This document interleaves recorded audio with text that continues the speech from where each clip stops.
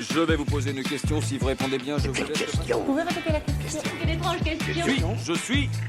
Le ciné en question.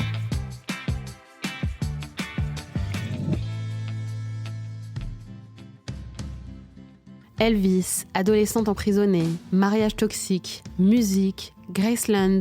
On va évidemment vous parler de Priscilla. Les Français s'enfoncent dans l'intimité de Priscilla et Elvis Presley en janvier 2024, grâce à la réalisatrice Sofia Coppola. Dans les salles obscures, les spectateurs redécouvrent l'histoire de leur mariage sous un nouveau jour. Le pitch ? Priscilla Beaulieu n'est qu'une collégienne de 14 ans lorsqu'elle rencontre Elvis. Le chanteur a déjà 24 ans, soit 10 ans de plus qu'elle, et surtout est déjà mondialement connu. Leur histoire secrète débouche sur un mariage ultra médiatisé et la naissance d'un enfant. Mais petit à petit, Elvis façonne sa petite amie à son image, s'absente, la trompe, se drogue. Un mariage bien loin du conte de fées. Au casting, Cailee Spaeny dans le rôle de Priscilla et Jacob Elordi dans le rôle d'Elvis. Lors de sa sortie dans l'Hexagone, le long-métrage reçoit un accueil assez favorable chez la critique et le public, mais fait un peu moins de 300 000 entrées. Grâce à Priscilla, Cailee Spaeny remporte la Coupe Volpi de la meilleure interprétation féminine à la Mostra de Venise 2023. Mais au fait, qu'a pensé la vraie Priscilla Presley du film de Sofia Coppola ? Lors de la présentation du film à la Mostra de Venise, Priscilla Presley, alors âgée de 78 ans, n'a pas caché son émotion, 50 ans après son divorce d'avec Elvis et 46 ans après la mort de ce dernier. L'actrice, mannequin et écrivaine américaine est d'abord revenue sur son histoire avec le roi du rock'n'roll, comme le rapportait Le Guardian. C'était vraiment difficile pour mes parents de comprendre qu'Elvis pouvait être intéressé par moi et pourquoi. Je pense que c'était surtout parce que j'étais à l'écoute. J'étais la personne qui l'écoutait, qui le réconfortait. C'était notre lien. Il était l'amour de ma vie, mais c'était toute la vie autour qui était difficile pour moi. Nous avions une fille et je me suis assurée qu'il pouvait la voir tout le temps, comme si nous ne nous étions jamais quittés. Je veux que cela soit clair. C'est très difficile de regarder un film sur soi, sur sa vie, sur son amour. J'ai fait tout ce que je pouvais pour aider Sofia Coppola. Pour le scénario, la réalisatrice a notamment utilisé les mémoires de Priscilla Presley, un livre publié en 1985 intitulé « Elvis et moi ».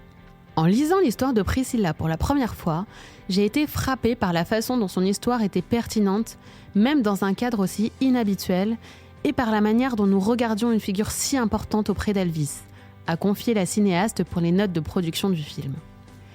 Priscilla était principalement vue dans le monde des tabloïds comme la femme enfant d'Elvis.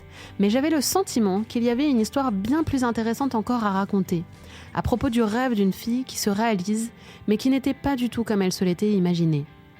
Elvis était tellement une part vitale de l'histoire de la culture américaine, et la vie de Priscilla fait aussi partie intégrante de cette histoire.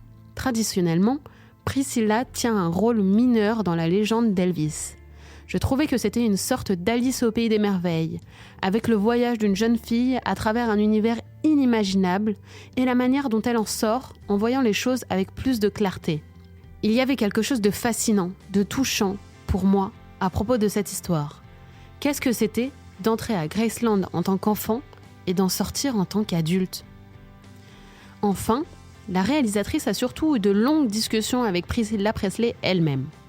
Dans une interview accordée à Combini, Sofia Coppola précise « Priscilla était impliquée, on a beaucoup parlé de son histoire, elle m'a laissé lui poser des questions, elle a lu le scénario et c'était très important pour moi qu'elle ait le sentiment que la manière dont j'ai raconté son histoire la représente, qu'elle apprécie le film. Je me sens chanceuse d'avoir pu lui poser toutes ces questions. Pendant le tournage, elle ne voulait pas venir sur le plateau. Je pense qu'elle voulait nous laisser de l'espace pour travailler, qu'elle ne voulait pas que Cailee soit nerveuse, donc elle n'est pas venue. Mais je lui ai montré le film une fois qu'il était terminé, quand je pouvais encore faire des changements, pour m'assurer qu'elle était d'accord. Et le film l'a beaucoup émue. J'étais si stressée. Elle était très émue et a dit « Tu sais, c'est ce à quoi ma vie ressemblait ». Donc je pense avoir fait le travail que je voulais. Elle a aussi dit que Cailee exprimait parfaitement les sentiments qu'elle ressentait. Donc je pense que oui, c'est son histoire et c'est intéressant car on peut tous apprendre des histoires des autres. Notons que les descendants d'Elvis n'étaient pas fans du projet et on peut les comprendre vu le portrait qui en est fait. C'est la raison pour laquelle ils n'ont pas autorisé Sofia Coppola à utiliser les chansons du King pour son film. Passé la déception, la réalisatrice a vu le verre à moitié plein. Ce n'est pas grave, car c'est son histoire à elle.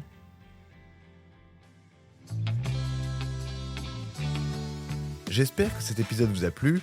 Si c'est le cas, abonnez-vous sur votre plateforme d'écoute préférée pour retrouver de nouveaux épisodes chaque semaine.